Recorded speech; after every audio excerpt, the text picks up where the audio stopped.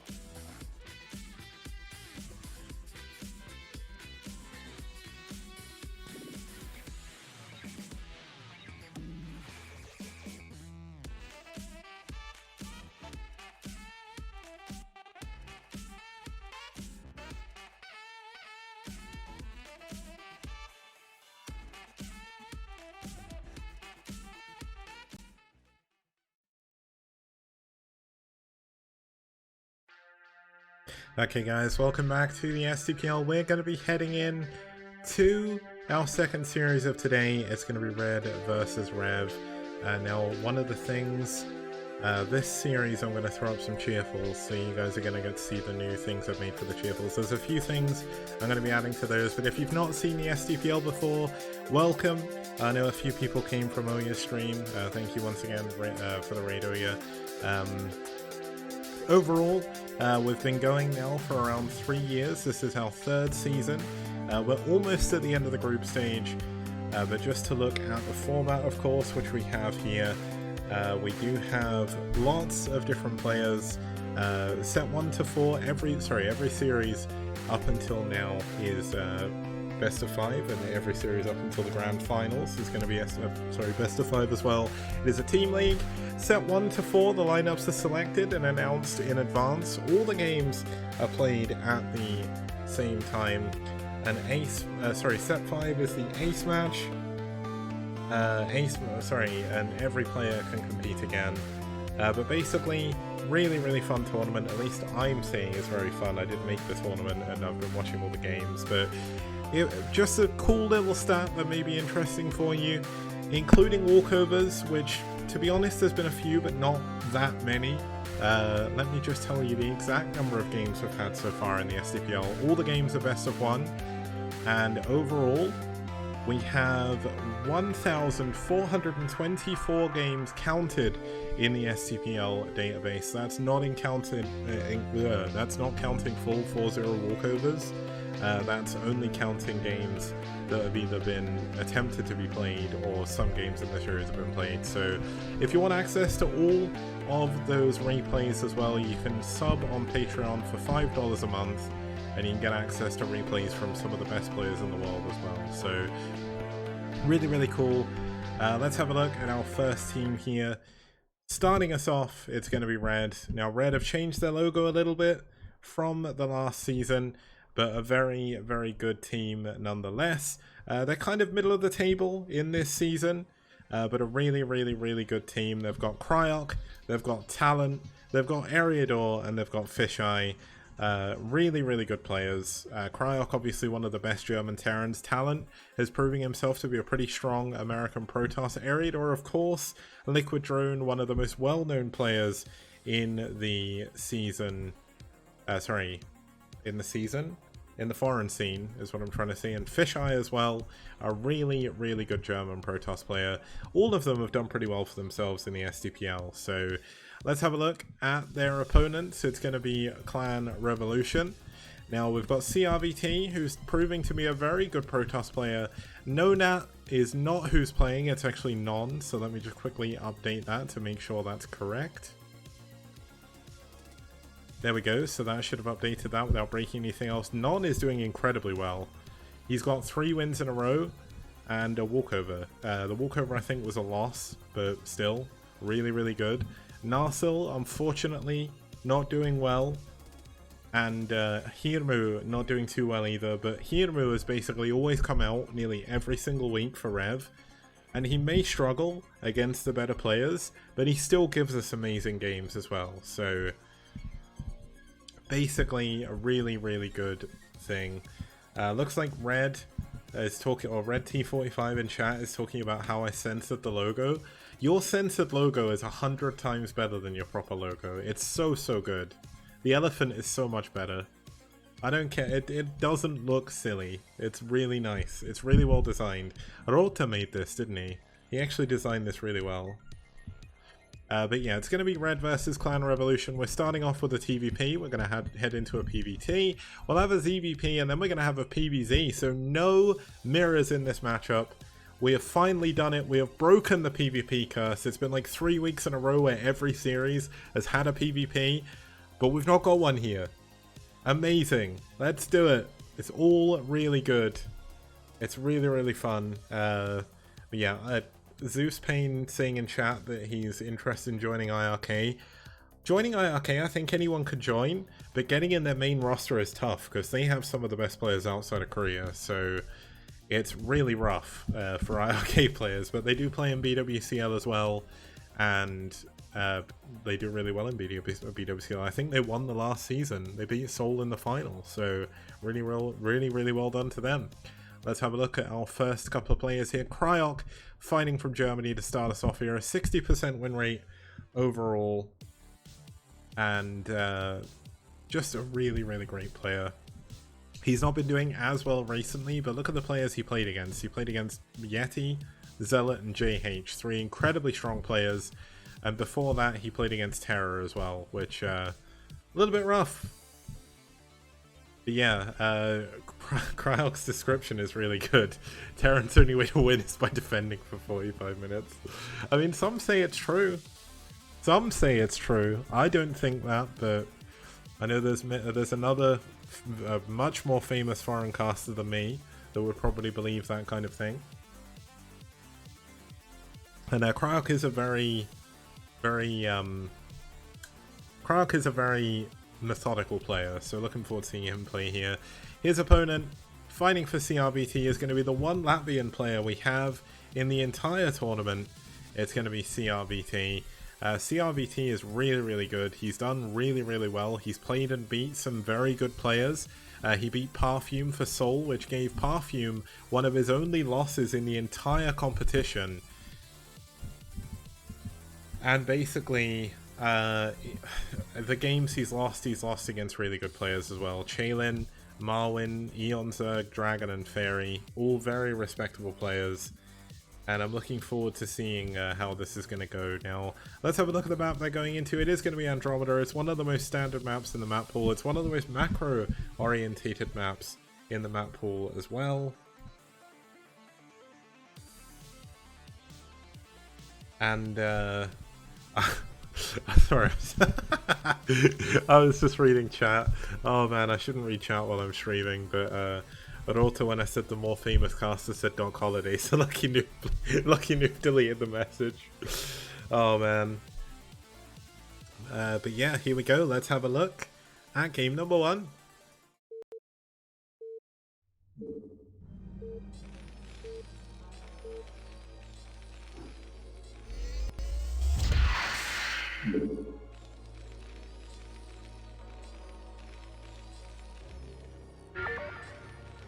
Okay, welcome guys to the STPL Season 3. We're going into game number 1 here, and starting us off down here in the bottom right hand corner in the peach as our Terran is Cryok fighting for red. Damn it, why are they this way round? If I shift tab, no, red still isn't Cryok. God damn it! These color teams, they're messing me up. And starting us off in the red down here in the bottom left hand corner, not fighting for red as our Protoss player, it's CRBT. Now we do have some cheerfuls here. Because he is in the red and he's playing for REV, I'm going to throw up the second cheerful first. This is the wrong cheerful, but we've got a red cheerful there by Lucky Noob. I need to sort of basically redo these videos I've got for the cheerfuls. But that's a really, really cool Red Alert image. Red Alert 3. So that's really cool. Now we've got a gateway first coming in from CRBT. Nothing too crazy. Yeah, that was the Red Alert 3 cover art, if I remember rightly. Anime infesting StarCraft.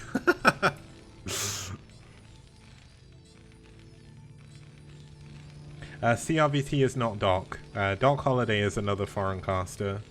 He's someone who only knows how to lingual in, and that's it. I'm only kidding. Doc's a really nice guy, or at least I hope he is.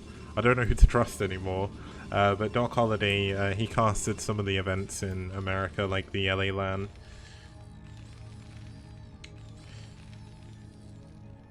He's one of the funniest casters as well, by far. Like, he is really good at the jokes. So much better than me. I'm going to talk in statistics. I'm going to talk in what's happening on the screen. But it is horizontal spawns on Andromeda. I'm hoping we get a good long macro game here. Because the problem we have in the STPL sometimes is we can have very short games. We can also have very long games. If you're interested, I have the stats for you. The longest game we've ever had was 1 hour, 6 minutes on BlitzX. That was J1 versus Kiko. And on the flip side, the fastest game we've ever had was Yeti versus Soma on the Mancha, which was 2 minutes 30, which is definitely a lot shorter. I don't even know how many times shorter that is. Yeah, it was 2 minutes 30. It was like a lingual in against some Yeti who went Forge Fast Expand or Gateway First, I think it was. And that isn't too long. But for a TBT on BlitzX, where essentially you mine out very quickly, that is a long game. That was a really sick TBT as well. There was a lot of like D-Matrix against Yamato and stuff like that. But here, we've got a nice TBP, one of my favorite matchups. And we've got Cryark, one of my favorite Terrans, and CRVT, one of my favorite foreign Protoss players to watch. So we're in for a treat here, I would say.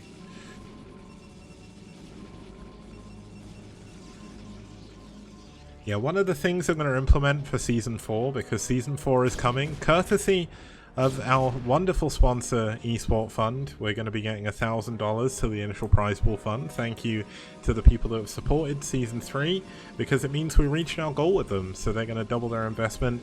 Liquipedia, I don't think, are going to continue their investment, but they're sponsoring Season 3 and are an incredible resource, and regardless of whether or not they're sponsoring the STPL, they're an incredible resource, so please do not think any worse of Liquipedia if they cannot support monetarily next time. I don't know that for sure anyway, but I don't know. But Liquipedia, Maturino, and Esport Fund, all incredible sponsors. Maturino is definitely a great resource for hosting tournaments as well. So do check them out. If you ever want to run your own tournaments, they make it so much easier and so much safer to deal with prize pools. Because when I first started hosting tournaments, I would they were $100 tournaments, and it was all because of Maturino and people donating from the community, and it removes all semblance of distrust, because the money goes into a shared pool, and then it gets sent to the right person from Maturino, which is really good.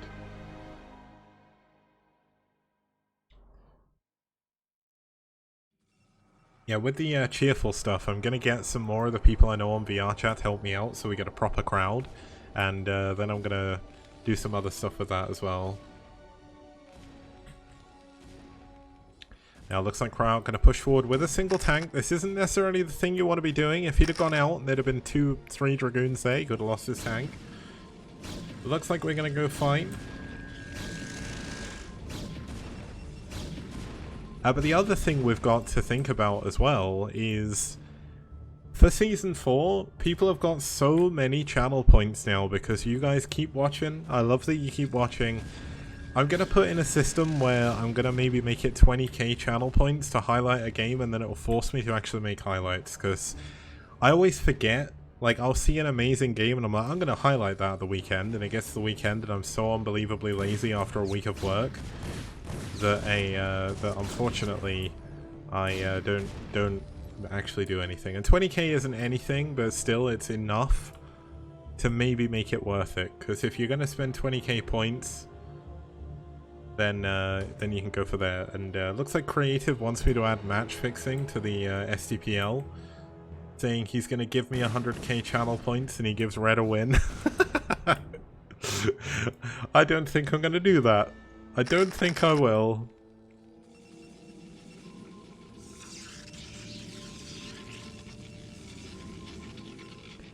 Maybe we could add a betting system, although I don't think that would work either. Like, you know, in Counter-Strike, well, I don't know if it's in Go, but in like CS 1.6 and Source, you could be speccing a game, or you'd be dead and you could type like exclamation mark bet T all or something. Maybe I should do something like that and like you bet all of... I don't think you can do it, but it'd be really funny if you could. I think betting is probably against the TOS of Twitch though, so maybe that's not a good idea. Oh, there's bots for that apparently.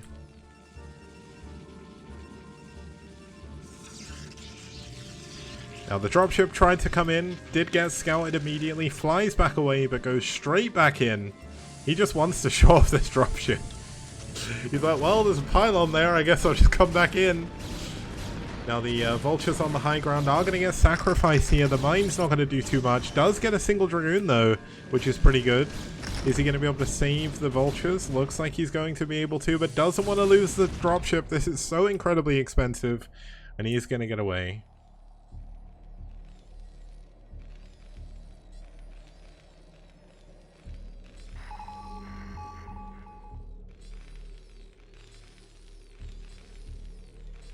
Now one thing you'll note is because we had that early starport, there is absolutely no armory just yet, so that makes things a little bit harder. It feels like outside things are actually starting to cool down. I'm no longer just letting hot air into my house, but I'm still incredibly boiling, so...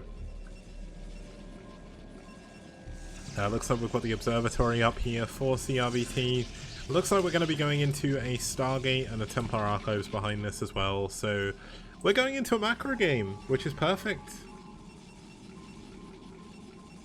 And I do not have air conditioning. I do have a fan, but in case you can't tell from my accent, I'm from the UK.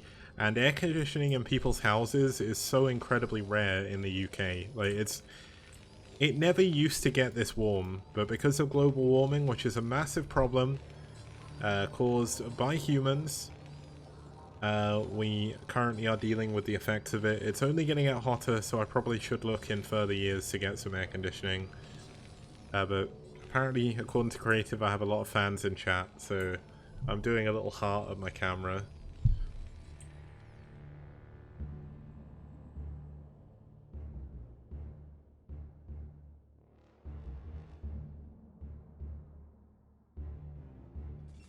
But yeah, I finally got a fan. And it helps a little bit, but when it's so hot outside, you're just ending up pushing around hot air. But here we go, looks like we are going to have a push coming in here from Cryok. This can actually be a little bit risky. There's not many tanks here, and there's a lot of Zealots and a lot of Dragoons. Looks like he is going to hit before Zealot speed comes in, which is very important, but some of the tanks actually unsieged. Could this be very ill-informed by Cryok, but more units coming in from behind? Looks like the tanks at the front started to attack the Zealots, so they have managed to take down some of those units, but a lot of the Dragoons have gone down here. But it looks like CRVT is going to be able to hold on to this. It's definitely going to be tough for Cryok to be able to break this. The tanks at the back need to be targeted well, but there's not enough of them, and this is all of Cryok's army. He's sending more tanks forward. But that's an incredible position for CRVT to be in now. He's up 30 supply on his opponent. He's got his tech coming in. His third base is done. And that was even with slow Zealots there. If that was speed Zealots, that would have been 100 times worse for Cryok. Looks like Cryok's still trying to push forward. This is smart. He's going to use his dropship to ferry onto the high ground. Even if he drops here and blocks the units from coming out, that would be incredible. But look at CRVT sending a probe over here, getting ready for this exact situation. What the heck killed that probe? Must have been this tank, but how did it fire there? It wasn't looking. Yeah, looks like we're going to have vultures dropped here as well. If he can put a load of mines down here, this base is going to be forfeit. But the tanks don't have vision of the Nexus here, so it's not the end of the world. More tanks coming in at the front. Looks like... Oh my god, those hits were really, really nice. This is rough, but there's no mines. He is going to be able to clean up these Zealots at the very least, but it looks like we are going to have a push forward by CRVT. Zealots trying to mine drag. Oh, he doesn't quite manage it. But is he going to be able to rig through this? This is only 2 tanks. There's no upgrades for Cryok, and this is army that he can't really afford to replace. And CRVT is just doing an incredible job here, but Cryok's done no damage. He got 3 kills. They were mostly zealots. Cryok's lost his whole army.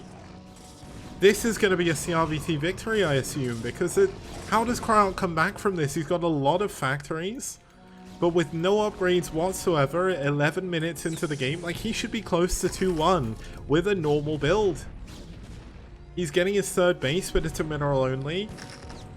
You've lost so many tanks throughout the course of the game. This is CRVT's game to lose now. He's done such an incredible job defending against everything. He even saved his gas. He doesn't even need this gas, but he saved it.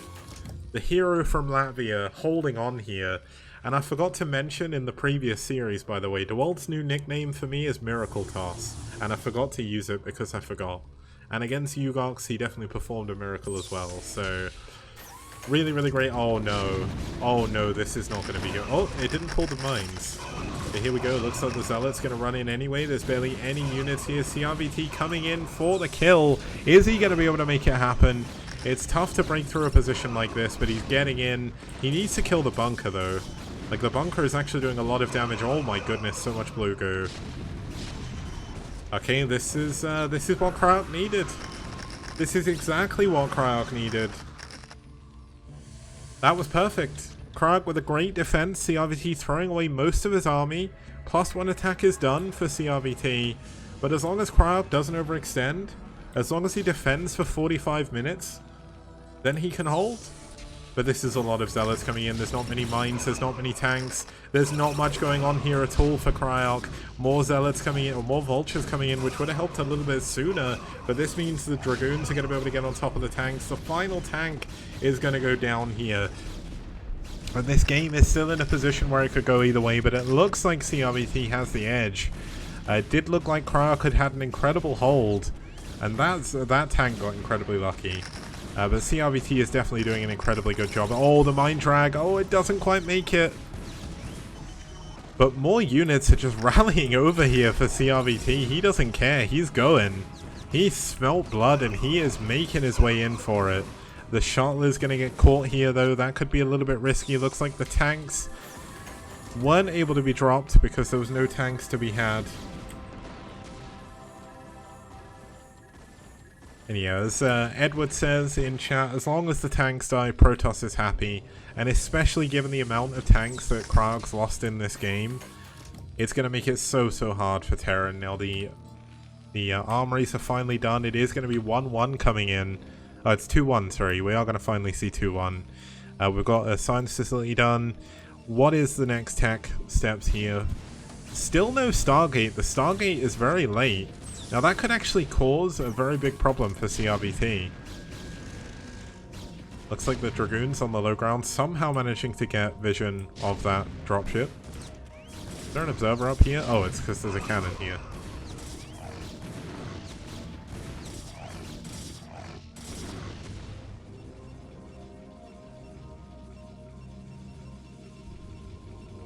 Now there's a lot of gateways right now, but there's a lot of somehow the shuttle is still not dead. He's unable to build a Goliath because he needs to build as many units as physically possible as quick as possible, which is kind of funny.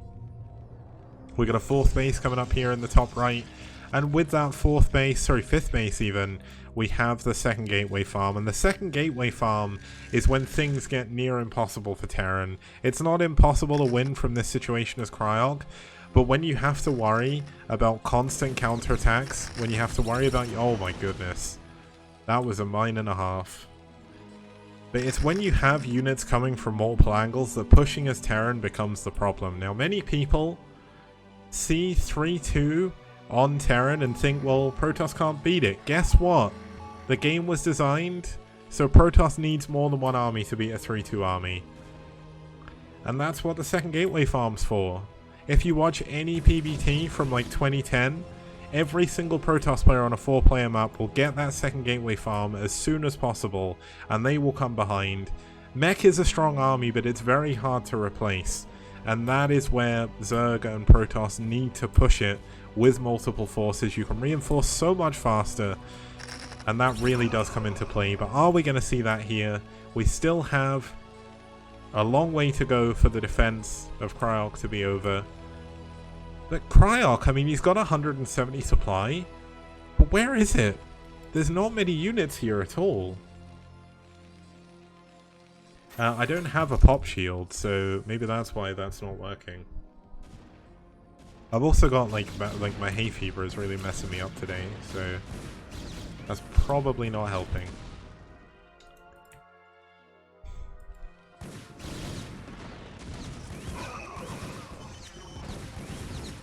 Oh my god, this is actually really good for Cryok. He gets it. Oh my goodness! Oh, that could have been much worse. Is the shuttle still here? No, the shuttle went down. Oh, it is. There we go.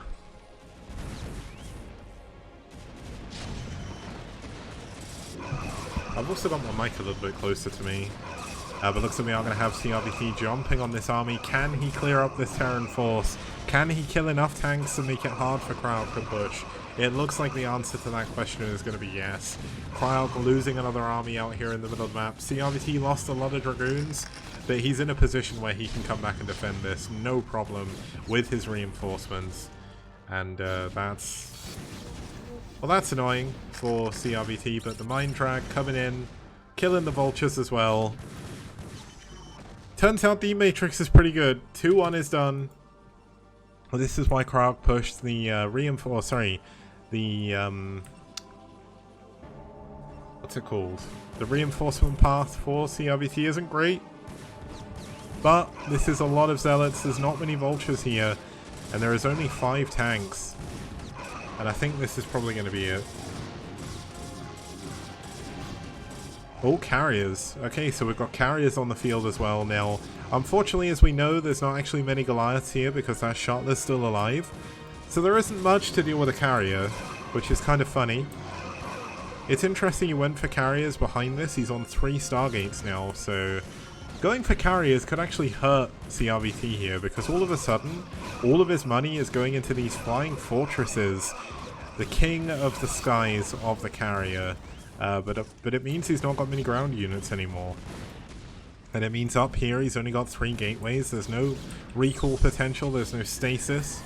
And all of a sudden Cryok is going to get on top of everything. Now, the carrier control is just not there yet for CRVT. So he's taking a ton of damage on this first carrier.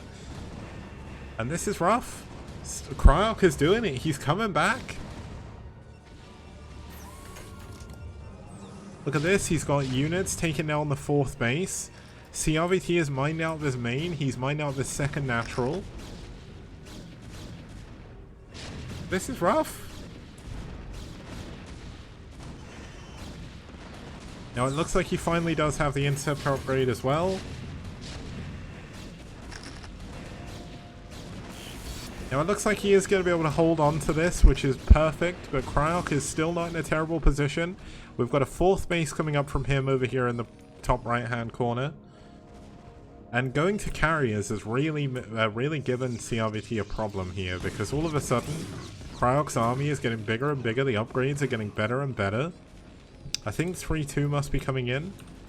No, 3-1 is coming in, so this is going to make this force even stronger. But Cryok is being a little bit too brazen with his units. He can't afford to lose them. I'd still think CRVT has this game. Cryok didn't do any major damage. He didn't kill any bases. He didn't really kill any probes. The cannon actually kept this base alive. And now the carrier count's just going to keep increasing.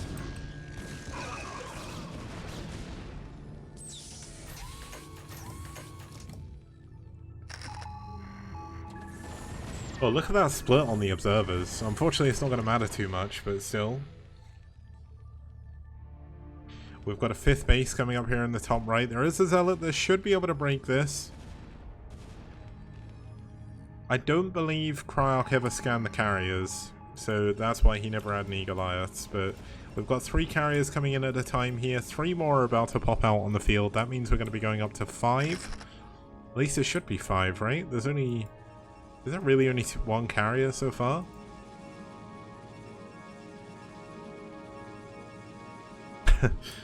Anonymous in chat saying 25 more minutes of defense for Terran to win.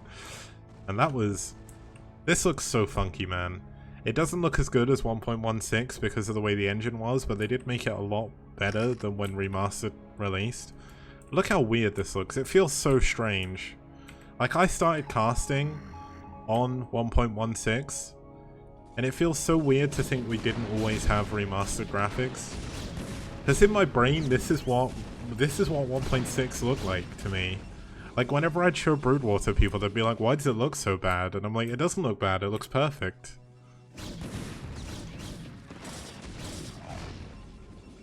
But the remaster graphics, like, I know a lot of people didn't like them at first, but they are genuinely so good. Like, I don't really like dynamic lighting, which is why I don't have it on.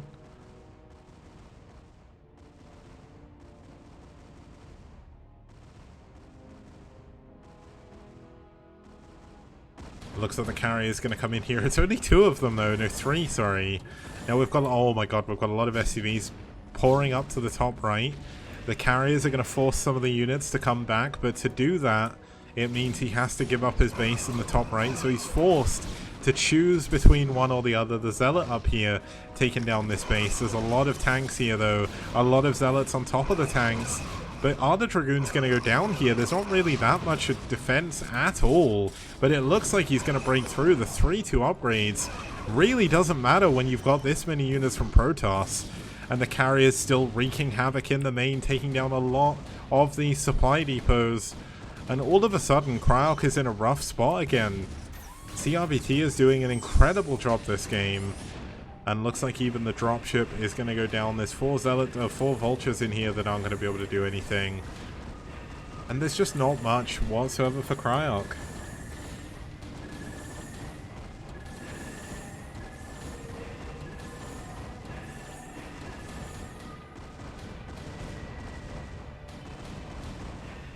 Now, it's still only 3 carriers, but they are going to be able to get on top of the armories. And when the armories go down as Terran, guess what? You've got no anti-air. Both players are macroing their hearts out right now, by the way. They've both been so low on money this entire time. There's no more carriers coming in from CRVT, so he is going to be going back into full ground game here. And he's going to get ready to push back into the top right. The engineering bay, I think that was even going down here. And the Science Facility is saved, but the Science Facility not going to help too much. But look at this. Cryok runs all of his units back into his main base, and all of a sudden the carriers just go the other way. And guess what? As soon as they run back again, he's just going to come straight back in.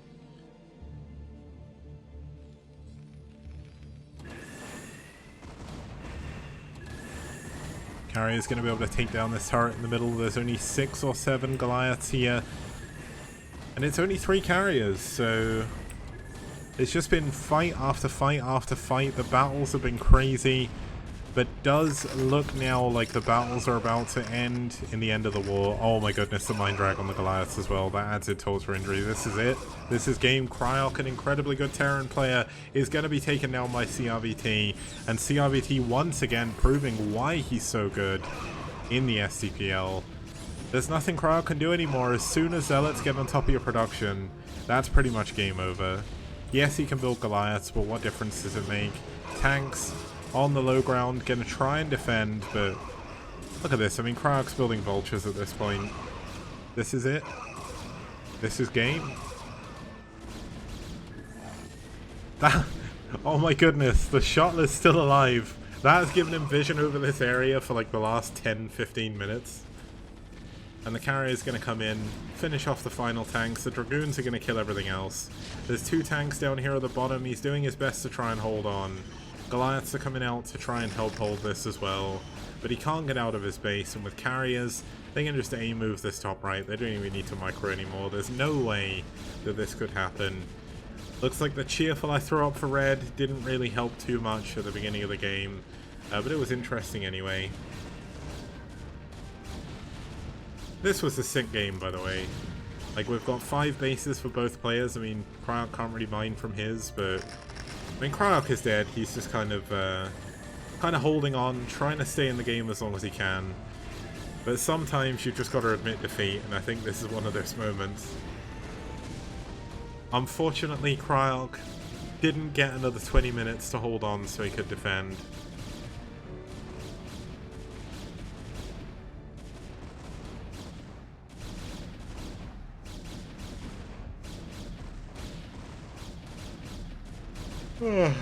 Sorry for yawning, guys. I am very tired after work.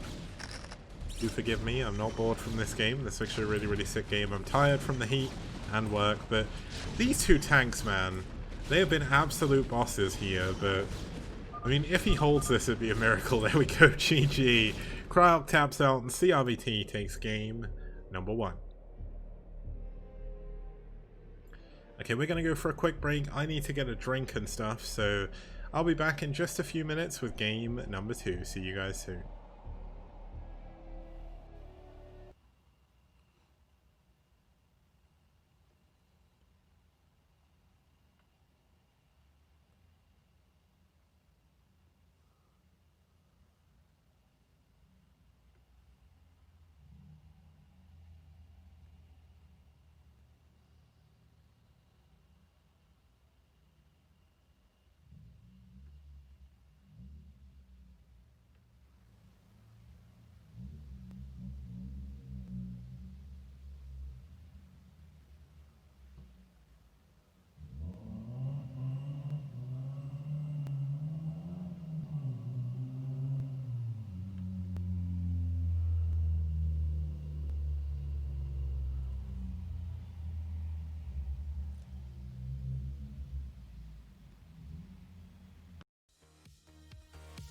STPL does! Bio TVP? Wow! You got it! STPL does! Mass Scouts? No problem. Broadcast 3 nights a week on Monday, Wednesday, and Friday, 2100 CEST.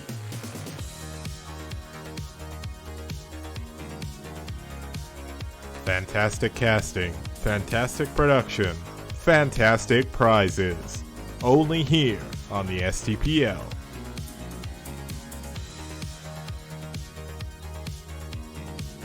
Did you know REAVERS could be this radical? How did these lings even get here? All I know is that's one dead base. STPL does! Wraiths, Valkyries, Carriers, and Corsairs. Forget about it. You won't see that anywhere else. STPL does. STPL does. STPL does. STPL does. STPL does. DT's doing game-ending damage? Name a more iconic duo. We've even got carriers in PvZ. How amazing! A global team league on the scale you've never seen before. Don't see this in BWCL, STPL does. All that and more, only on this amazing 64-bit STPL. What BWCL don't. Impressed? I know I am. Why not support us on the link below? Patreon.com/kicks. But act fast. It's a limited offer.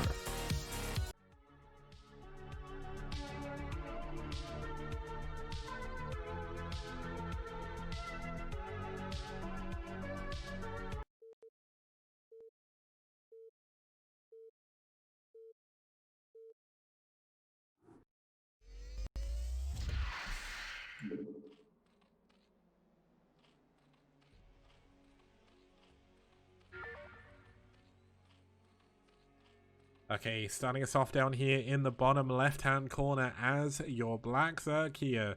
It's going to be Dog fighting in the 9 o'clock position.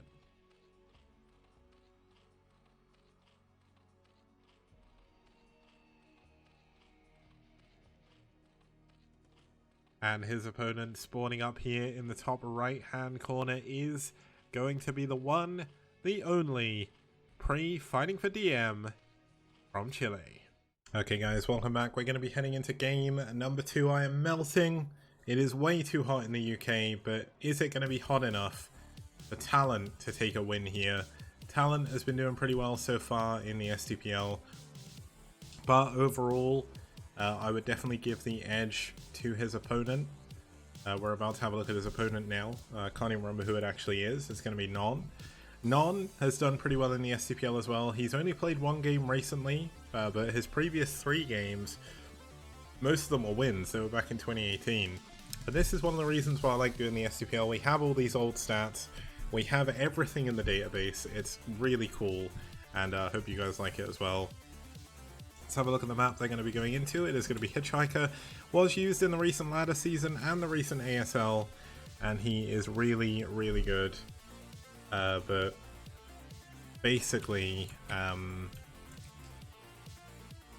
yeah, basically, it's cool. It's a good map. They both have 100% against each other's race, yeah. So it's going to be a draw, otherwise their win rate's going to go down. Sorry guys, I am just psyching myself up to get into another game. As I'm really excited to cast. I love casting, but I've got no energy. The world has just taken all of my energy this week and just completely thrown it away. It's really annoying. It's so hot. It's too hot. It's too much. I'm basically sticking to my chair. That's how hot it is right now. It's not good. It's not good, guys. I've got a fan blowing at me and it's just not enough. I need air conditioning, but I'm too poor to afford it. Also, okay. I'm too poor to afford it, and it is also the middle of a global pandemic, so I can't get anyone to put anything in. So, okay, let's get into game number 2. It's Non versus Rev, and in this game, we're going to see another reason why I put the color rule in, the top versus bottom rule in, because it's rough. So let's get into game number 2.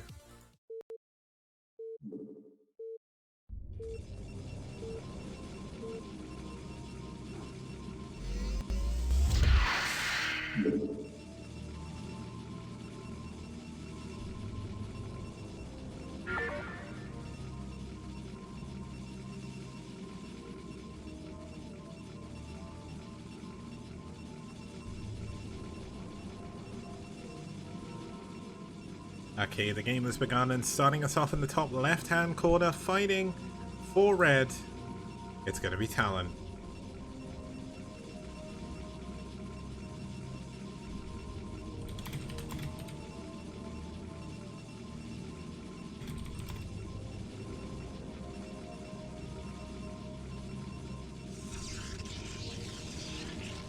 Okay, and spawning down here in the bottom right-hand corner in the blue, fighting for Rev, it's Non. Now, Non looked like he was getting ready to go for a barracks first. He sent a... oh, he was scouting for a proxy. He thought he was going to get proxied here. Now, let's throw up another cheerful. Has America got talent? That is what we're going to find out in this game. There's a very good pun because Talent is American, and we're going in for the American side. Another one made by Lucky Noob, if I remember correctly. The latest mod in charge of the STPL. But we've got a gas and a gate coming in, so it's more than likely just going to be a standard build coming out from Talent. Gas coming in from Non as well very quickly. I think this was an 11-11, so we're probably going to see a very quick FD push coming out here, or maybe a 2-port thingy. I just want to check something actually.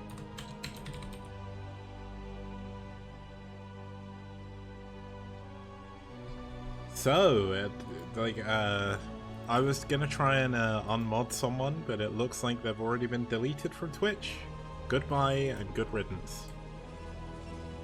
Either that or they deleted their account, but no longer a mod, so not my problem. Yeah, Moobot's a mod. There was a point in time where pretty much everyone was a mod in my chat, and then slowly but surely those people all disappeared, and all the people like Lucky Noob took over. Given the fact that Lucky Noob is always here, and he's always making stuff for the STPL, it kind of makes sense he's a mod.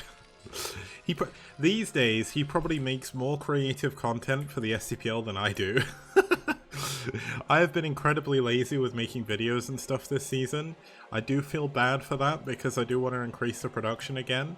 I mean, I did spend like about 2 months making all the new overlays and stuff, but like I haven't made any like funny videos in a long time. I've got a load of ideas, I'm just too lazy to do them. Oh well.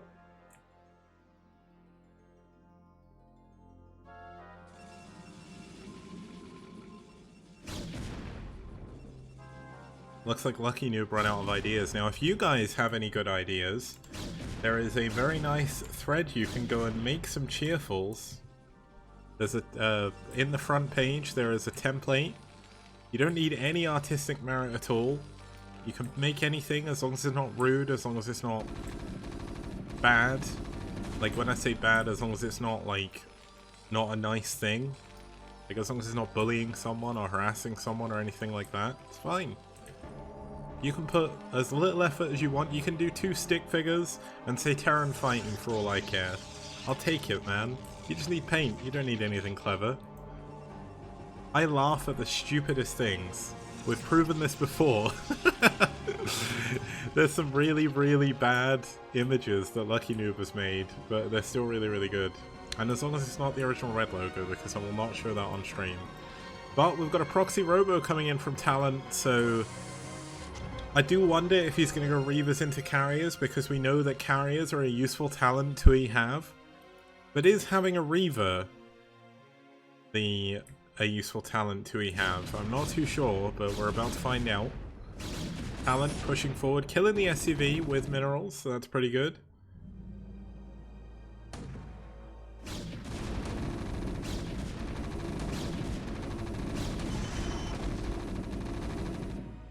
Okay, it looks like one of the Dragoons going down. That's definitely not something you wanted to do, but he did get the tank, which is super important. Because every tank that dies, an angel loses its wings, and it is a 2-fact, and without the extra tank, this is something a lot less, or a lot worse.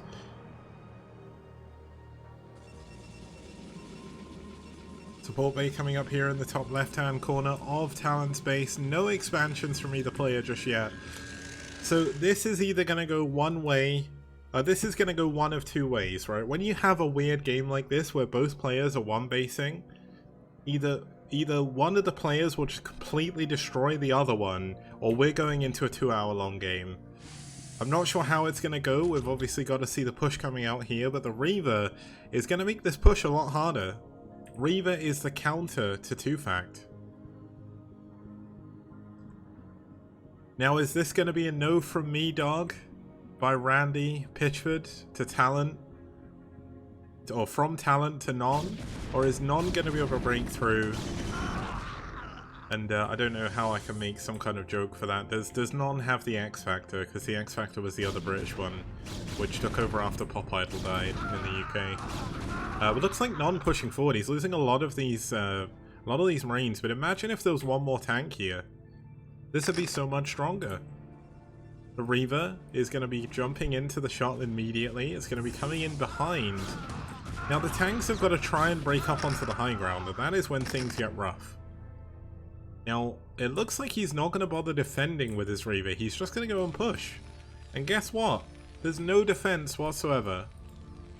This game is going to end very soon, or it's going to get very strange. Because we are going to have Non transferring all his SCVs to his opponent's natural, most likely. The only defense here is a single Marine. Here we go, he's going to transfer them into the REAVER Scarab. Oh no! Another 4 kills going down. Another 2 kills. Oh my god, Non is going to lose all his SCVs. But what's happening up here? Talent. The tanks are pushing onto his high ground. Oh no, Non! This could be either amazing or terrible, but the mine! Oh no! The mine killing all the final Dragoons, but it kills the tanks as well. But there's no defense for the probes. I killed my voice, but it was worth it. There's no defense. There's mines outside the gateways. Are both players going to lose all of their workers? Is this what's happening? Oh my goodness, this is a weird game. But he's not focusing the probes well enough. He needs to kill them faster. If he can even out the worker count, he's gonna... Oh my god, the mine. He loses one of the Dragoons. There's a Zealot coming in here. I mean, I hate to tell Talent this, but... I mean, Zealots are pretty broken, right? But they're not too good. It's 9 probes. Again, oh! Oh, the mine could have been bad there. It's 9 probes against 9 SCVs. We've got a lot more vultures coming up here as well. But Zealots, definitely not what you want in this situation. But, I mean, they can soak up more mines than Dragoons. But this is rough. The vulture's getting cleaned up, though. The supply is dead even. There's a single Marine up here as well that's going to be trying to help out. This is such a strange situation to be in. The 2 REAVERS are actually MVPs in this game. If he didn't have these REAVERS right now, he's dead. Yeah, the REAVER wall here is actually really clever. But 16 kills! How many kills on this REAVER? I want to see it. I want to see it, guys. Is this the... I guess this was the SCV one. 10 kills. Okay. 11 kills. Okay, mines count as well. Now, if he goes for another REAVER and Shuttle over here, this would be amazing, but he's got no money. Neither of them have any money. They are so poor right now. It's 10 workers versus 9. We're nearly 10 minutes into the game. This is what I'm saying. Either the game ends or it goes on forever, because suddenly the game is basically reset to the beginning. Like, we have got both players so far behind where they wanted to be that I don't... Anonymous pointing out there's 35 more minutes and then Terran's gonna win. Oh man. Yeah, Non. I mean, he's trying to build as many units as possible because he wants to go and kill his opponent, but he just can't. Like, he can't afford anything. He's been skipping SCVs, but finally they're starting to build workers again. Like, he needs all of his money to build tanks because he needs to defend against the REAVERS. Looks like we are going to have the REAVER shuttle going over. There's no Dragoons over... sorry, there's no Vultures over here anymore, so there's no additional damage going to be coming in from the Terran player. But can he defend against the REAVERs? This is the big problem.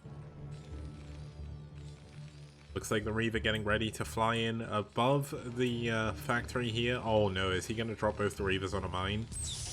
No, he's not. He's clever. He's clever. But the tanks in siege mode gonna help defend against this. The Observer, worth its weight in gold at this very moment. There's actually mines going off on something. Don't think that was anything too important, but definitely not something you want to see. Looks like a Marine came forward to try and force the shuttle into a bad position. He's gonna drop the REAVERs behind the tanks most likely. No, he's not gonna take the bait. He is just gonna fly away. And this is pretty much perfect for Non right now, but I mean, he's so far behind in supply. They're even on workers. Talent is getting ready to expand. And I mean, how does Non ever realistically expand in this position? He's even going to lose his bunker at the front. 19 kills on that REAVER now. This is value, although the amount of minerals he just wasted killing that one Marine is probably not worth it.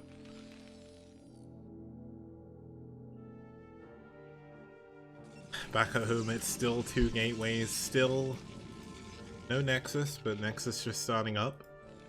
Still 2 factories. Looks like we're going to have Non trying to hold on here. Now, the one thing Talent could do wrong here is throw away all those Dragoons. And hitting a mine like that is definitely not what you want to have happen, especially when you've got an Observer in their base. Just send it to the natural. Looks like he's getting ready to drop the REAVERs off, but there's so many mines all over the place. Looks like the Dragoon's getting ready to run in, but he could throw the game away by doing this. Dragoons up a ramp? That's not where the Dragoons are supposed to be. And oh my god, is he going to lose the shuttle to a oh no, the mine! Oh no! Oh no! He lost both his REAVERs. The Dragoons have mostly gone down. And Non's going to hold. Non is going to find it tough to hold here because Dragoons seem to be covered in butter. But he's going to be able to hold. That mine was worth its weight in gold. And all of a sudden, We've got Non in a great position again. Both players still low on workers, still things are very crazy in this game. We've got a starport done, but no Wraith and no dropship because he can't afford it. Now it looks like some of the probes have been transferred to the natural. I thought there was something going up here, but I mean, look at how annoying this is. It's so hard to kill Dragoons with SCVs. People are like, oh, but SCVs have 60 health, but unless you're Flash, you can't ever surround anything with your SCVs because they're so dumb. Now, Non does have an expansion command center, but how does he realistically expand? Like, if he goes to the low ground here, he's dead. Like, if Talon just pushes forward, but then Talon's got no units either. Like, this is such a weird position. There was a... Oh my god, there was a motorbike outside. The noise made me jump. Oh man, that was horrible. Yeah, this is such a low economy game. There's 38 workers 13 minutes into the game. There's a... I mean, if he somehow runs a mine into his minerals at this point in the game, it'd be hilarious. But looks like we are going to have some tanks on the high ground. They should be able to hold on. But it is rough. We have another Reaver in the main base. 15 workers now for Non. A Wraith is going to be able to clean up the shuttle. But this means he's going to have to relocate. Well, why is he relocating that tank? That's the most important one. And if the tank falls back, the Dragoons can play. I mean, this Reaver hasn't really done too much, I have to admit. He is going to go down without doing really anything. Oh, he does. Oh my god, the SCV. Look at that. That was a Matrix dodge. He bullet timed that Scarab by getting into the refinery there. That was so good. World's luckiest SCV. But no, the mines. Okay, looks like the mines aren't going to do too much. But as I said, the tank moving from here means the Dragoons can get to this location. Looks like Talon is going to be forced to move back a little bit. But he's still going in. He's trying to get damage done, but I honestly feel he should just go home. Like, if he just macros up and gets a big army and comes back a little bit later, he should win the game. Like, throwing away Dragoons is not the way.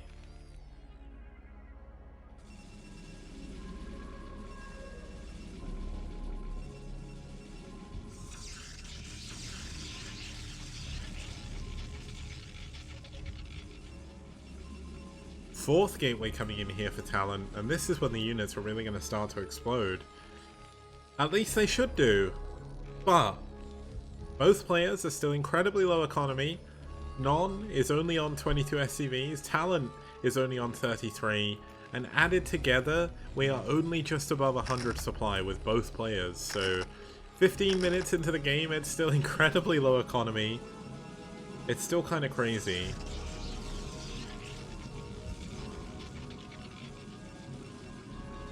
Now he knows that a dropship is going to be coming in here, so he's getting ready to defend against one with the pylon on the high ground for the spotting.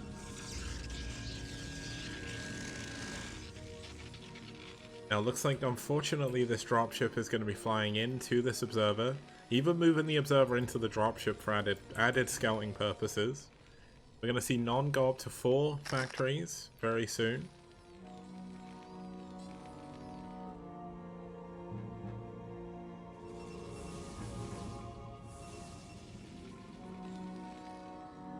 Now looks like we're getting ready to go for another push by Talon. It's 3 Zealots against 2 tanks and a Wraith, along with all the Dragoons as well. I think this is probably going to be game over.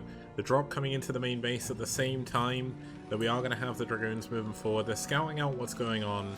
Now the drop in the main is going to be very annoying to deal with. There's no units back here. Tank going to siege up, 3 kills already, but here comes the shuttle. This is the important moment in this game. Is Non going to be able to hold on with the units he's got, or is this going to be the end of the game? 5 kills. Looks like we're not going to see any defense from here from Talon. He's going all in with his units. He wants to clear up the tanks. He wants to win the game, and it looks like that's what he's going to do. A ballsy play by Talon to ignore the dropship, but it's going to pay off in the long term, I would say. The last tank is on the high ground. It's within shooting distance of the Dragoons, but the SCV block is pretty good. But this is all his remaining SCVs. Tank goes down, there's no further defense on this high ground, and 5 SCVs left, non taps out, GG. And Talon, after an incredibly hard fought game, wins game number 2. And that's going to tie up the series 1-1. Okay, we're going to go for a short break, and when we get back, we'll head into series... sorry, we are in series number 2. It's going to be game number 3. It's going to be Eriador versus... who is it? Eriador versus... why can I not remember? It's going to be Eriador versus Narsil. See you guys soon.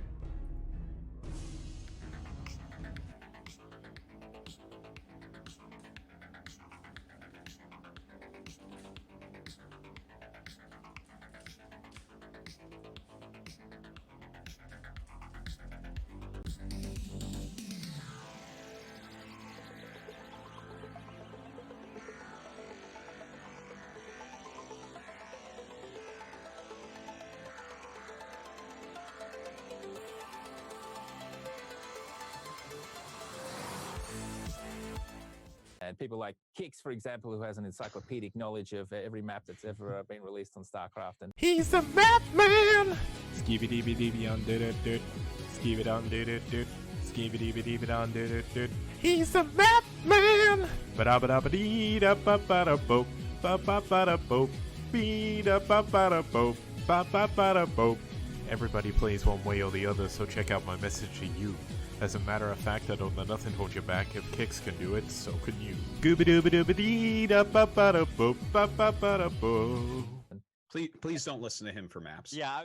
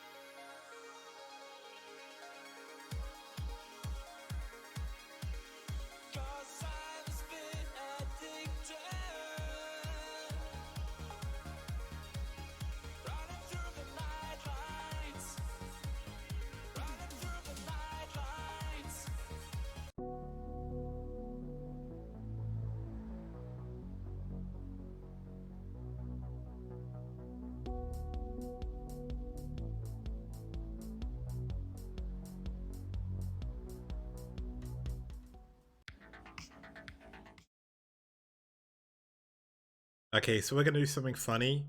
I thought we would put this on behind this. Here we go. So there's my avatar from VR chat. Casting the STPL. Look at me go. Looks so good. It's amazing.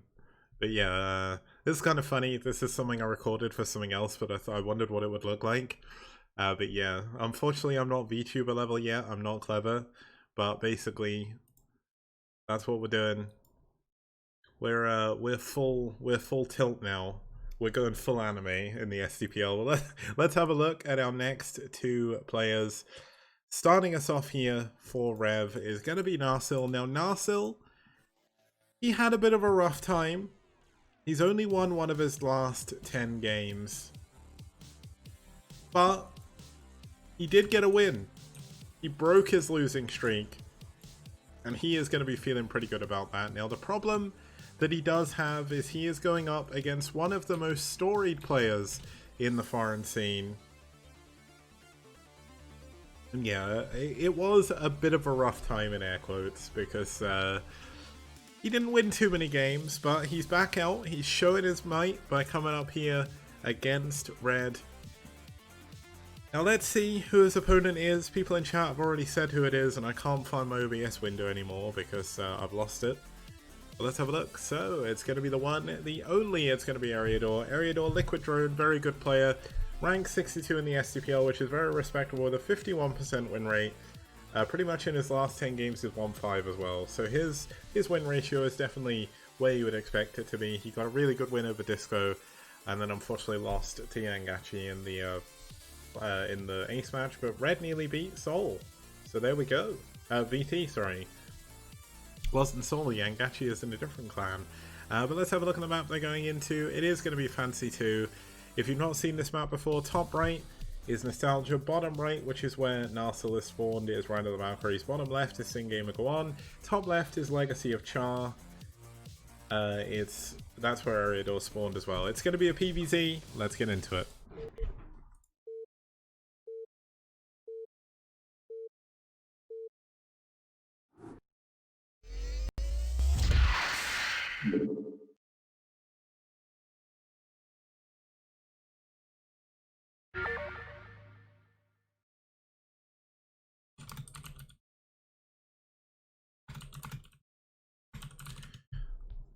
Starting us off down here in the bottom right hand corner in the red, fighting for Rev, it's Narsil.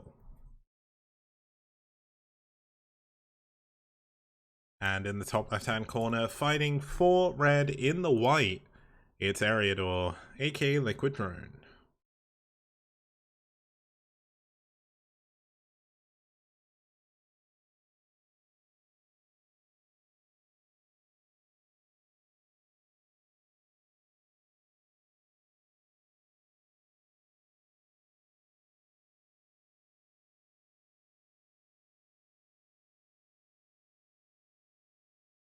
Okay, so it's a PvZ. This is a risky map, but it's still a good one.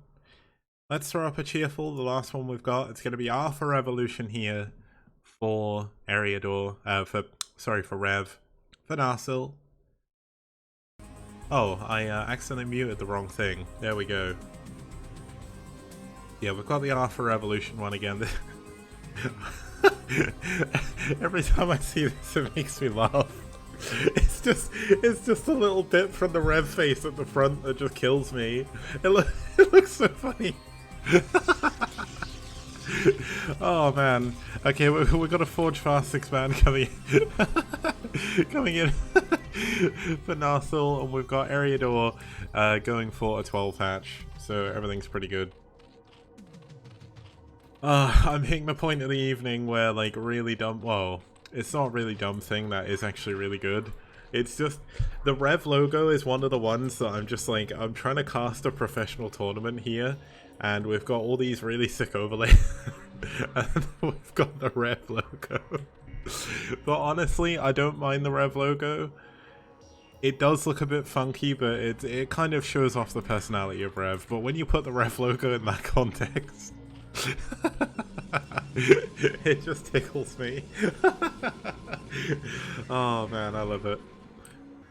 Yeah, the Rev logo does have charm, unlike the original Rev logo, which is literally just a cock and balls, if we're being completely honest. I know that's what your clan name is as well.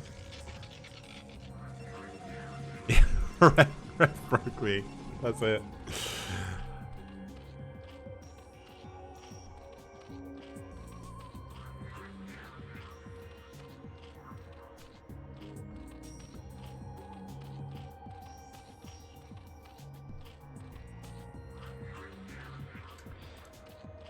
If you want to see the brackets, you can go to Liquipedia. I'll get you a link quickly because I'm already on the page. It's got all of the brackets from season 1 to 3. You can have a look at all of them. Liquipedia is an amazing resource. Once again, a huge shout out to our sponsors, Liquipedia, Esport Fund, and Matrino. Really, really good. Looks like Xenosky popping up in chat saying every time he turns on the STPL, it's always Ariador playing, and that's a good thing. That's a very good thing. Ariador is a fantastic player to watch. If this game goes long, we have a very high possibility of seeing Queens, and that's a good thing. And Creative being very kind to me, saying it's always a good time to tune into the STPL. I don't know if that's true or not, but if that is true, thank you. I'm making a heart up my screen again. Yeah, this has been a crazy week for everyone, I think. Even if you're not personally involved in any of the things, like, there's been a lot of people who have been outed in allegations towards them, towards either sexual misconduct, harassment, and other things, including someone I ranted about earlier. But even if you don't know those people personally, or even if you don't know the victims, It's rough. There's a lot of crazy stuff going on in the world right now. We're in the middle of a global pandemic. The Zealot just killed a drone. That's it. You know? It's rough, man. It's a rough time for everyone. And it's obviously rougher for others. And hopefully the people who are fighting for justice across the world for many different reasons, including Black Lives Matter and other protests like that, risking their lives to the global pandemic to try and make things better and more equal. If people ever need to just come and chill, I would say the STPL chat is a pretty good place to do that. There's not really too many bad actors, and if they are, I usually ban them. Because bad actors don't have a place in the STPL.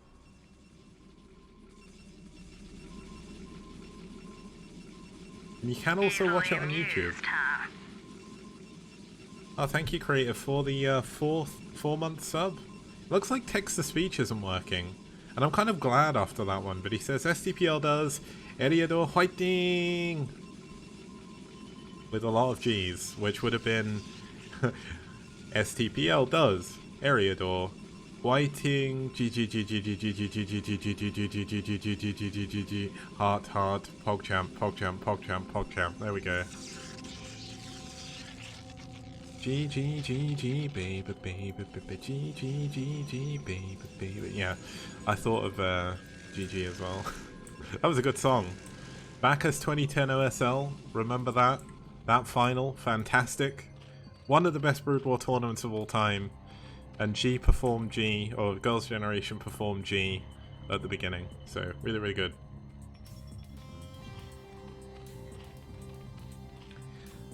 Okay, third hatchery, well, fourth hatchery coming in for Eriador. Fifth hatchery is already done up here. We've got the Hydralis Den being used at the front to wall off. This is a very risky place for this to be in. We'll have to find out. If anything, I'm more likely to become a J-pop idol, because I can technically sing in Japanese. Not very well, but I can sing in Japanese. I don't have a very cute voice though, but maybe I can become the new Ladybeard. Well, I guess, yeah, his name is Ladybeard, but he used to be in a group called Lady Baby. Maybe that can be me.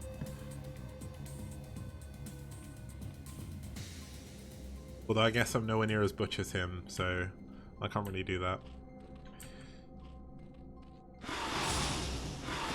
Yeah, I can't actually sing in English either. But here we go, looks like Zealot's going to come in here, try to get some damage done, but the SimCity of Eriador is so good. Playing out this map really well. Now, just to give you a sense of how long Eriador's been playing this game, Liquid Drone played on Legacy of Char when it came out. That was a map from 2001. And Eriador was playing back then, so if anyone knows how to SimCity on this map, it's going to be Eriador. We've got +1 attack coming in, range coming in, we've got a couple of Mutalisks. I say a couple, there's going to be 5.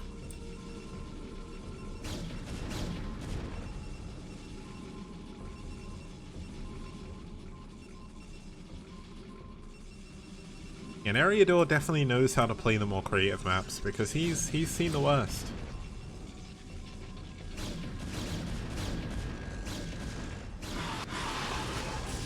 Now losing that Mutalisk is actually a pretty big deal, because that means he's not going to have as much damage output, but not the end of the world. We've got Zealots coming out here, so there's actually no... Is there no Stargate? There's no Stargate. Okay, there is an Archon. Okay, not so sure about that one, Chief. That's going to be a couple of, wow, I don't even think I can use that anymore. Person who told me about that, I don't like anymore. I shouldn't use that phrase. Either way, we've got more Zealots coming in, but the... What's it called? The SimCity of Eriador. So good. Luckily enough for Eriador in his SimCity, there's been no natural disasters.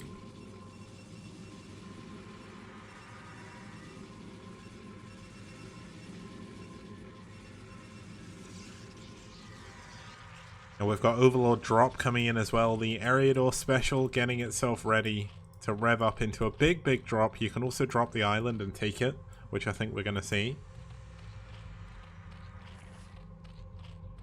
We heard the first Lurker being loaded up into an Overlord, I think, there. Was it a Lurker? I definitely heard something load up. Yeah, here we go. Drone going into the island base.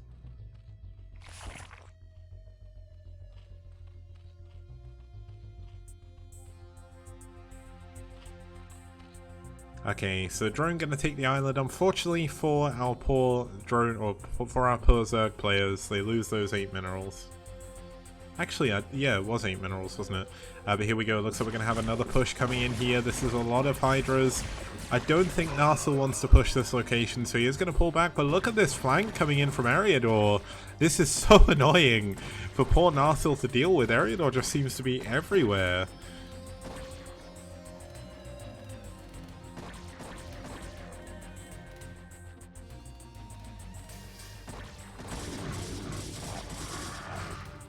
But looks like there is enough Zealots here to make Eriador think twice. If these Zealots can trap the Hydras on this high ground, this is actually going to be very, very good.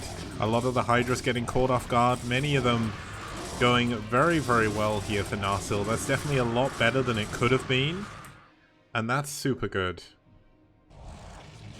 We do have a 4th base down here from Eriador, 5th base coming up at the 5th base coming up at the hatchery as well, but one of the bases are mineral only. But the one problem you've got to remember is if Narsil expands to his natural 3rd, there's no gas here.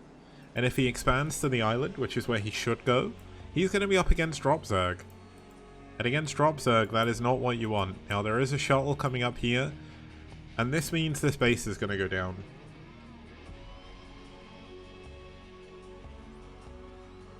Oh my god, he's going to miss the island base. He's not going to see it. Oh no! Narsil could have a free kill on a base, he just doesn't know it's there. Oh, nobody is going to get into an undefended main. All of Eriador's units are out in the middle of the map. There's no defense back at home. He's going to be able to get at least the Spire here, but if he can get the spawning pool as well, before the hive is done, before Adrenaline can come in, he is going to be in a good spot. You can already see Hydralisks are scrambling their way back up here, but the shuttle goes in a way he's still not going to see the island. And getting this spawning pool is actually massive. Now, I don't want to be the one to say this, but if Narsil can beat Eriador here, it's actually going to be a massive upset. But look at Eriador. He's just like, oh, I'm just going to build my spawning pool right next to you. I really don't care.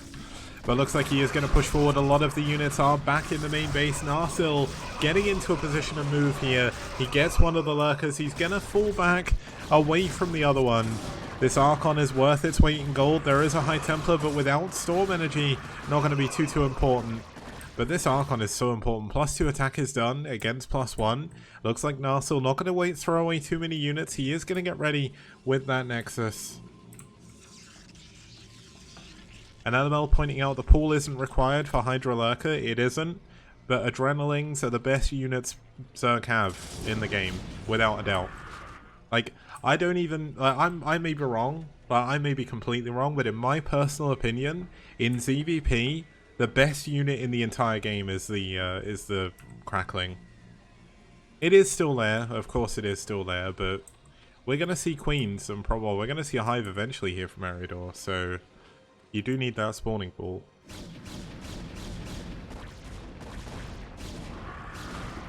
And also you need a spawning pool to build sunken colonies, which you need to SimCity, so...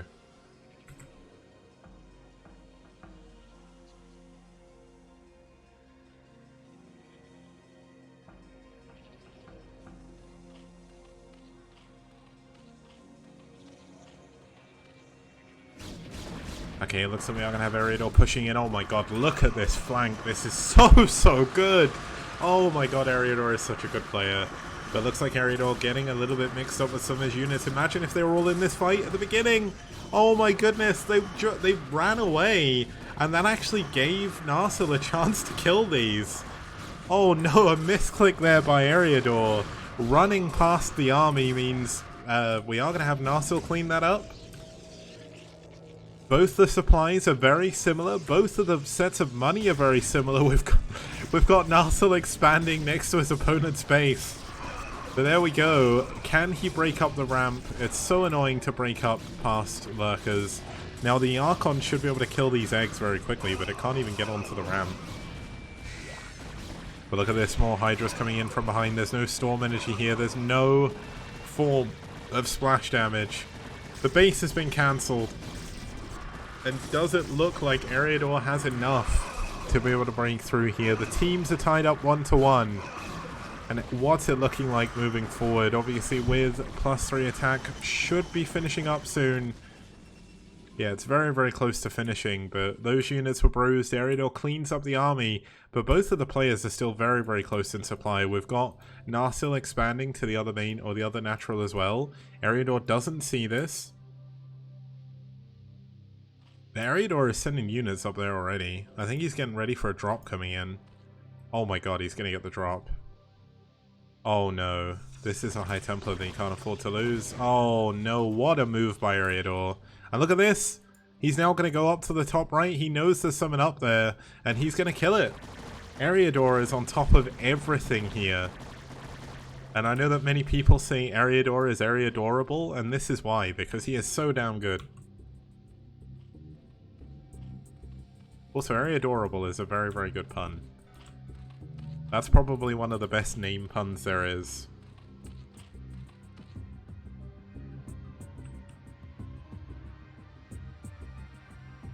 I can't remember who said Eriadorable in chat, but I stole it. So there we go. I've also seen it before. Someone keeps saying it. I can't remember who it is. I do apologize. Stealing your material. But can Narsil hold on? If he can hold against all of these Hydras, maybe we can have something going on. But there's barely ever any Storm energy for poor Narsil here, and this is the main issue. You need Storm energy against this many Hydras. You just can't deal with it any other way. Gateway units are okay when they've got upgrades against Protoss, but the real story is you need some form of splash damage. Oh, and Eriador saying he's been using that nickname for more than a decade, so it was from Eriador I heard it. Okay, finally we're starting to see some High Templar come out here. Like London buses, there was no High Templars for ages, and all of a sudden there was 10, so there we go. Getting my UK reference in as well.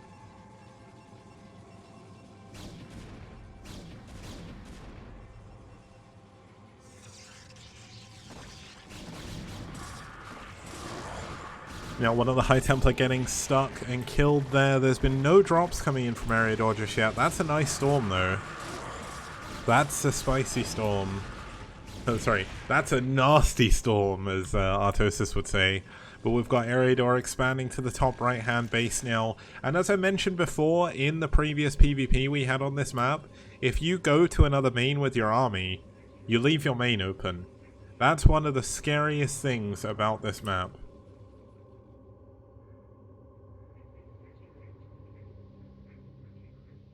Now look at this, there's just so many Hydralisks here. Now can Narsil use his storms? Yes he can, but can he use them well? Looks like not just in this engagement, but okay storms. Not the best, but it does do enough to clean up these units. Now it looks like Narsil getting ready to push forward to the bottom left. We've got the main and the natural cluster mined out here for Narsil, so he's down to just a mineral only. Gas still high in the natural, but he has to secure another base. He has to try and get another expansion somewhere, and he needs a gas. Gas is the most important resource for Protoss against Zerg late game. You need that splash damage, and it looks like Eriador may just have a little bit too much here. There's not enough units for Narsil, and there's no way Narsil can reinforce. GG! Narsil taps out, and Eriador takes the series in a 2-1 lead for Red. Now we're going to go for a quick break, and when we get back we're going to be heading into game number 3. See you guys soon.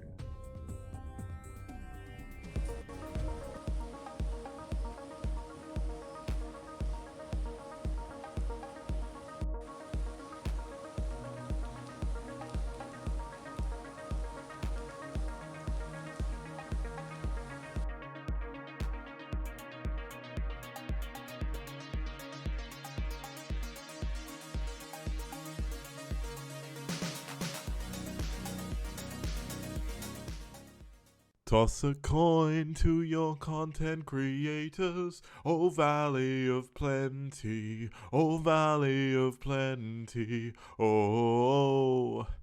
Toss a coin to your content creators, a friend of humanity.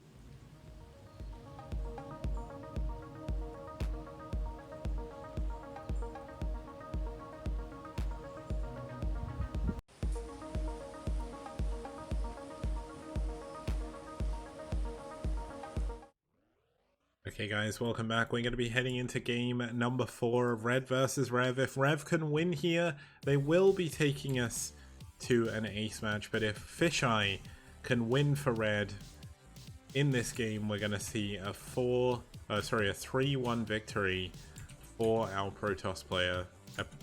What am I saying? I've lost the ability to use English anymore. There we go. The worst thing is my English is getting worse, but my Japanese is still bad, so I'm just going to forget how to talk. I think that's just going to be what's going to happen. Maybe I'm just going to start to talk in a weird amalgamation of both, and then no one will be able to understand me. But this is the real Red Fisheye. Not the same Fisheye as back in the day, but still pretty good. He's done okay in the STPL, not the highest ranked player on Red, but not the worst player either. Very respectable Protoss player with a pretty good win rate. 42% isn't bad whatsoever. Now we've got Hyunwoo. On the other hand, a very respectable Zerg player for Rev. Throughout Season 1 and Season 3, he's played a lot of games for them. He may have got a lot of losses, but he seems to go out on all of the weirdest maps. And he always ends up against usually one of the best players on their team. Like in his last 10 games, he's played against Scan twice. Oh my goodness. But yeah, it's pretty crazy, but Hyunwoo always shows us interesting games. So let's have a look at the next one here. We've got Core Breach for both of our players. A PvZ on this map should be fun. It's been quite balanced so far in ZVP, so I'm looking forward to seeing how we're going to go into game number 4. Now, one stat that's worth looking at is Fisheye's record in this map. He's only lost once. But Hyunwoo has lost 3 games on this map so far, so they weren't all ZVP, a lot of them were ZVZ. So let's see how this is going to go as we get into game number 4.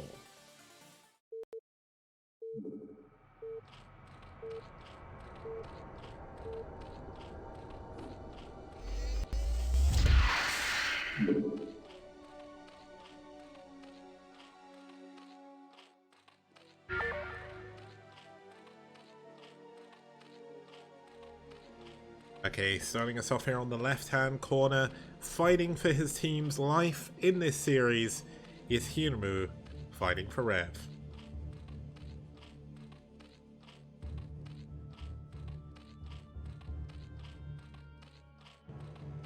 And his opponent spawning down here at the bottom right-hand corner, fighting for Rev. Fighting for Red, sorry. God damn it, why are you not Red Fisheye? It's not fair. It's Fisheye. And the stars are for 5 wins, so every 5 wins you get a star. I think if I remember correctly, at 30 wins you get a crown. And then when you get to like 60 wins, there's 2 crowns and so on. So it's explained on the player stat screen. But yeah. Now we are seeing Fisheye on match point here, so let's throw up another cheerful for Rev. Because they need it. Another one from Lucky Noob. I think it was one of the first ones he made. But using the Rev logo really, really nicely. A nice little animation. But really, really cool. So let's see how this is gonna go.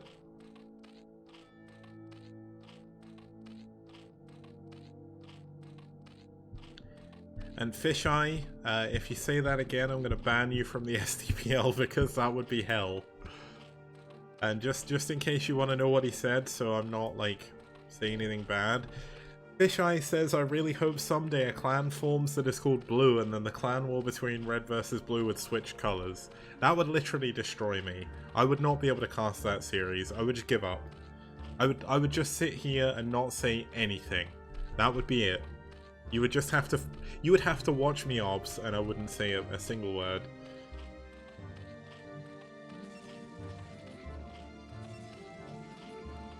Creative is Fisheye, right? Oh no, Creative is different. Why did I think Creative was Fisheye? Oh my goodness, I'm so sorry.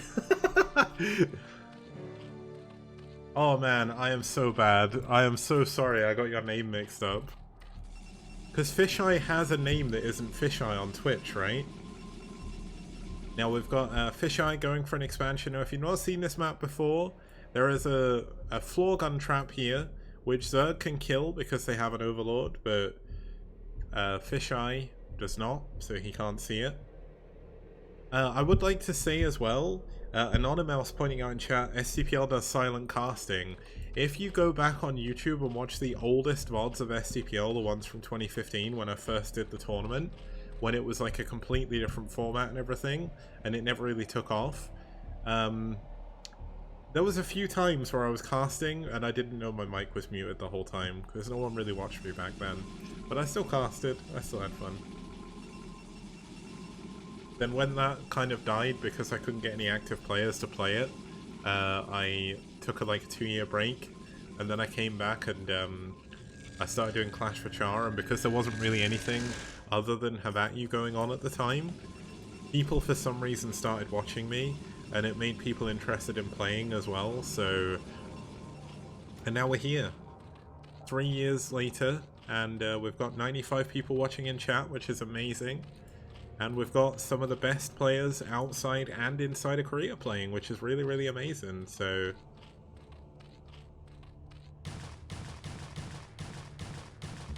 Now this pylon is kind of annoying. This single Ling is eventually going to kill this, but it does take a while.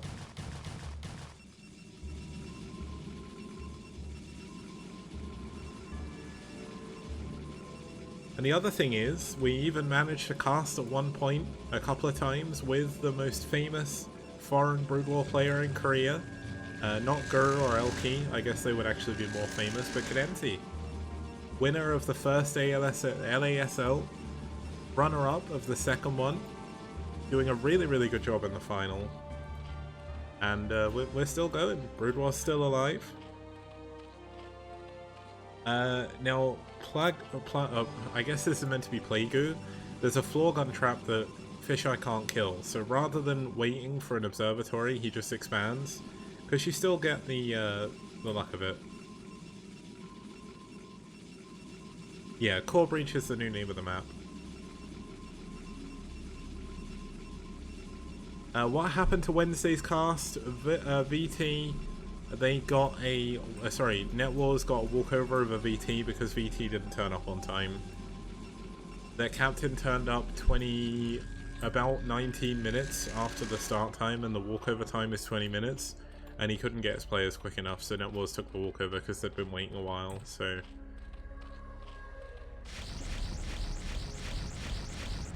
Yeah, and if you're watching in chat and you're thinking... I recognize this map, it's because this is the updated version of Innokoven. We've had some of the best games of the STPL Season 3 on it, and it is definitely not a bad map. It's one of the best maps we've had in ages. It's actually balanced, it's really, really good, and games on here are really, really fun. I'm really glad we put this in. Now, Season 4 and Africa TV Team League is starting on Sunday, so I'm going to be watching that for sure. Now in Season 4 we're going to have a lot of brand new maps coming to the STPL, maps you'll never see anywhere, you've never seen anywhere else. There was the Season 4 map contest, we had a lot of really good submissions. I still need to write my judging thing out for it and share it with Freakling and Flash for the win.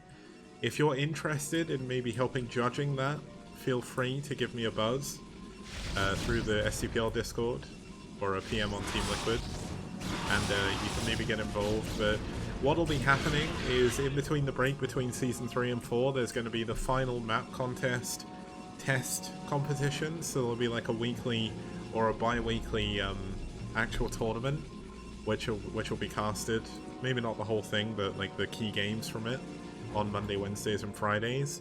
And it's going to be trying out all the new maps, and then we'll have a load of them in the new season, so it should be fun.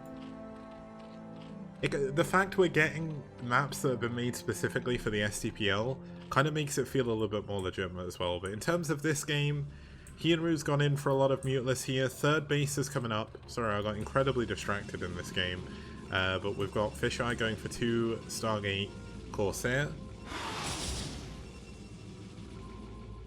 I also find it funny that the player who keeps asking for Camelot is a Protoss player, because it's so good for Protoss. But looks like he and we're going to go over here. Now this is a little bit risky because there's a lot of damage to be taking, especially when +1 Corsairs start to come in. Nice splitting by Hienbu though. Man, that's so good. Oh, T45 is a Terran player, my bad. I'm just not doing really well with recognizing red players today. Hey Castamuse, good to see you, man. Happy 6:30 AM. Happy morning, good morning.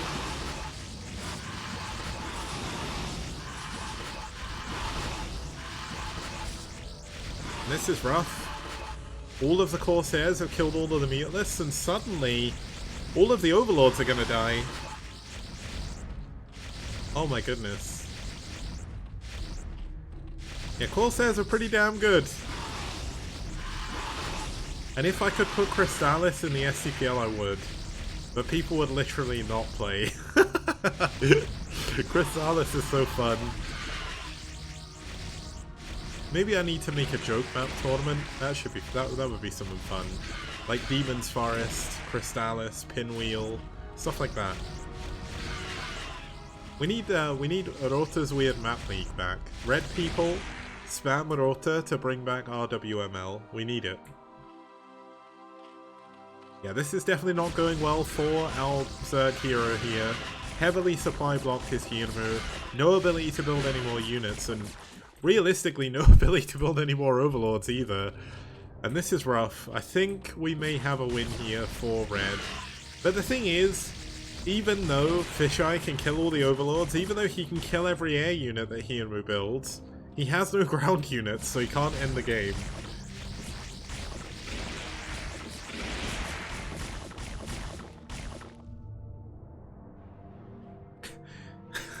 LML saying you just start making hatcheries for supply. Look at this, it's so annoying! The second time, or the second they build, they immediately die. Oh my god, and he's gonna get this Overlord as well. Oh no. Ian, I feel so bad for you here this game, but the thing is, Fisheye cannot kill you. The red player has the blue color because top versus bottom is evil. But then if you turn off top versus bottom, you've got black, and black is really hard for me to see on creep, so we don't use that.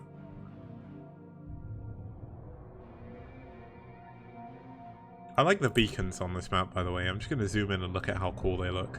They're really cool. Yeah, he is still blue, but I can't change it. Oh yeah, he's blue still. I didn't even realize this blue versus black. Fisheye trolling me, picking blue. Yeah, those are Zerg beacons. It would be cooler if there was Zerg bacon, so... I want bacon. I'm gonna have bacon for breakfast tomorrow. I've not been really cooking anything because it's been so hot I've not wanted to heat up my house, but... Unfortunately there was a drone in that Overlord. That poor drone.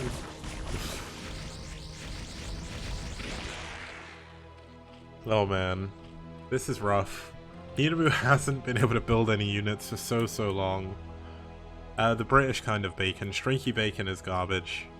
Streaky bacon is good for putting on top of like a turkey if you're roasting it, but it's not good to eat. Okay, it's okay to eat. It's not too bad, but if you're gonna have bacon, you have proper British or Danish bacon is the best bacon in the world.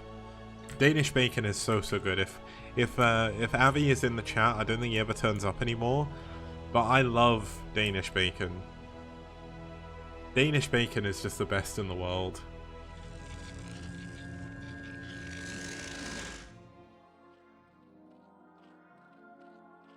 Also, Canadian bacon is just a gammon steak, which I don't understand. When I went to America, and they were like, oh, you can have Canadian bacon, I was like, oh, maybe that's like, Oh, Storm Egg!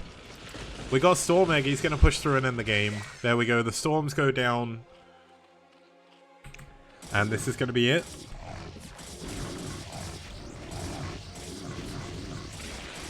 This is gonna be game.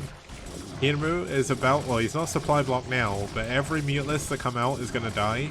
The Corsair count is still incredibly high. And I mean, the Queen's Nest is done, but unfortunately that's not going to help too much. There's so much damage being done here. There's even a DT in here for good measure. And when there's no Overlords, how do you defend against the DT? There we go. Custom using the, oh my god, that storm is so powerful. Oh, that's rough. I feel so bad for Hero after this game, but there's so many, oh my god, the Scourge coming in. He clears up the Corsairs. But at what cost? Hiero's down to 13 workers. There's a constant rally of Zealots coming in here from the bottom right-hand corner. And this is going to be game over. Looks like Red are going to take a win over Rev.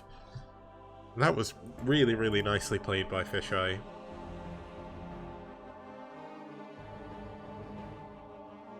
Okay, so we're going to go back to my, like, weirdly put together thing here that I made. I'd green screen this for something else, but we're going to use it because I don't want to use my camera right now. It's too hot.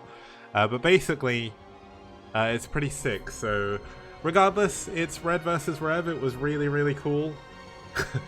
People are saying, what is this? This is my VR chat avatar. It's cool. VR chat's sick. I'm even doing the thumbs up. Look at that. Oh, I'm not doing the thumbs up. I messed up my things here, but let's have a look at the results. And I'm clicking on the wrong screen. Need to turn quickly. There we go. Okay, so Red versus Rev. Rev with a strong win in game number 1. CRVT taking out on Cryok, but Talent, Eriador, and Fisheye winning games 2, 3, and 4 to end the series in a 3-1 victory for Red. Now, let's have a quick look back at the camera, because I'm going to need to reload the overlay. And I say the camera, it's not actually a camera, but if only I was this cute in real life, maybe more people would want to watch the stream, but it's all good. It's all good. I've also got a couple of other ones of these, but I can't remember what they were. I was testing stuff out with a green screen in VR chat. I thought it'd be kind of cool. Yeah, if only I had fox ears in real life, then I'd be really cute. But that's what I'm doing, Ian. Let's have a look at this. Let's have a look at the standings. So this is the standings at the end of week. I've still got the game audio playing. This is the end of the standings at the end of week number 9. We've got 2 more play weeks. There are going to be 2 more play weeks. There are a few penalty losses that will be added on at the end, but this is how it currently looks. In first, we've got Soul Gaming, no surprises there. Valhalla team in second, but they've also got a lot of penalty losses. IRK, Valhalla team have got one more loss, and NetWars have got 1 more win. So, regardless of the extra win, IRK and NetWars are in 3rd and 4th. I think actually, yeah, it will. Oh, IRK go into 2nd.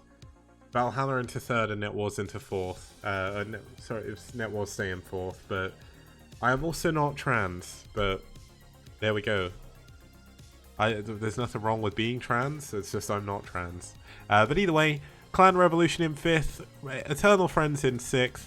Those are our 6 teams that are qualifying for the playoffs so far, without any penalty losses being added on. We've got Red in 7th, Ash in 8th, very close behind, DM further behind in 9th, and Bull in 10th, even further back. Basically, DM and Bull can't get into the playoffs, but all the other teams still can, depending on how their final 2 series go. So, let's have a look how we're going to go. Yeah, well, why am I saying that? I don't even know. But once again, thank you for tuning into the STPL. It's been a weird week for me. It's been a weird week for everyone. It's been way too hot in the UK. It's going to get a little bit cooler. But have a very good evening. Have a very good weekend. Thank you once again to our sponsors, Matrino, Liquipedia, and Esport Fund. And I'll see you guys on Monday for some more STPL. See you guys soon.